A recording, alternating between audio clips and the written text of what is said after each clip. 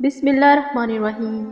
السلام علیکم معزز ناظرین، آج کی اس ویڈیو میں ہم آپ کے ساتھ سرکار دو عالم صلی اللہ علیہ وسلم کی بہادری کا ایک واقعہ شیئر کرنے جا رہے ہیں۔ رسول کریم صلی اللہ علیہ وسلم کی رحم دلی، نرمی اور شفقت کی مثال پوری دنیا میں نہیں ملتی۔ حضور اکرم صلی اللہ علیہ وسلم کی رحم دلی، نرمی اور شفقت کے بے پناہ واقعات آپ نے سنے ہوں گے، لیکن یہ بھی جان لیجئے کہ اللہ کے محبوب نبی کریم صلی اللہ علیہ وسلم کی شجاعت و بہادری کا چرچا بھی عام تھا۔ آپ صلی اللہ علیہ وسلم نے عرب کے مشہور باپ بیٹے کو 5 بار کشتی میں ہرایا تھا۔ رکانہ نامی اس پہلوان کی جسمانی طاقت کے بارے میں کہا جاتا تھا کہ وہ اکیلا 200 آدمیوں کا مقابلہ کر کے انہیں پچھاڑ سکتا تھا۔ ایک روز نبی کریم صلی اللہ علیہ وسلم عرب کے کسی کوہستانی علاقے سے گزر رہے تھے کہ رکانہ سے ملاقات ہو گئی۔ سرور عالم صلی اللہ علیہ وسلم کی یہ عادت مبارکہ تھی کہ جو شخص بھی ملاقات کرتا، حضور اکرم صلی اللہ علیہ وسلم اس کو اسلام قبول کرنے کی دعوت ضرور دیتے۔ چنانچہ سرکار دو عالم صلی اللہ علیہ وسلم نے رکانہ کو بھی دعوت دی کہ اے رکانہ، تم بت پرستی سے توبہ کرو اور اللہ تعالیٰ جو وحدہ لا شریک ہے اس پر ایمان لے آؤ۔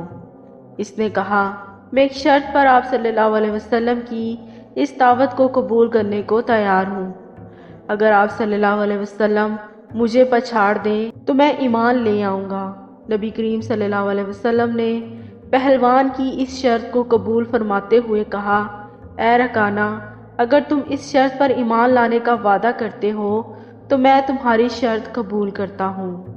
نبی کریم صلی اللہ علیہ وسلم، جن کے دن اکثر فاقہ کشی سے گزرتے تھے، کئی ماہ تک حضور اکرم صلی اللہ علیہ وسلم کے کاشانہ رحمت میں چولہے میں آگ تک نہیں جلائی جاتی تھی، کھجور کا ایک دانہ منہ میں ڈال کر پانی پی لیا کرتے تھے، جبکہ رکانہ تو ہر روز معلوم نہیں کتنی مقدار میں گوشت، دودھ اور گھی کے استعمال کرتا تھا۔